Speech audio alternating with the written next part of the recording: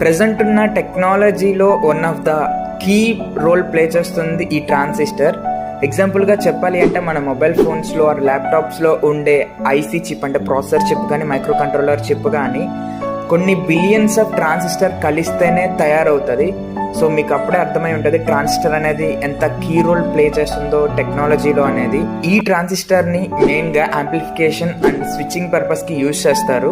ఈ ట్రాన్సిస్టర్లో మెయిన్గా 3 పార్ట్స్ అని అంటే ఒకటి బేస్, ఒకటి కలెక్టర్, ఒకటి ఎమిటర్. దీని వర్కింగ్ ఒక చిన్న ఎగ్జాంపుల్తో చూద్దాము. దీంట్లో కలెక్టర్ సైడ్ వాటర్ ఫ్లో అనేది వస్తుంది, బేస్ దగ్గర ఒక చిన్న గేట్ అనేది ఉంది, ఎమిటర్ అనేది ఫ్రీగా ఉంది. నేను ఎప్పుడైతే బేస్కి కరెంట్ ఇచ్చానో అప్పుడు కలెక్టర్ నుంచి ఎమిటర్ వైపు వాటర్ ఫ్లో అనేది వస్తుంది. ఇలా ట్రాన్సిస్టర్ అనేది వర్క్ అవుతుంది. ఇప్పుడు దీన్ని లైవ్లో చూద్దాం. దీనికోసం నేను 5V power supply and BC547 transistor తీసుకున్నాను. ఎప్పుడైతే ట్రాన్సిస్టర్ యొక్క బేస్కి పాజిటివ్ సప్లై ఇస్తానో అప్పుడు LED అనేది గ్లో అవుతుంది.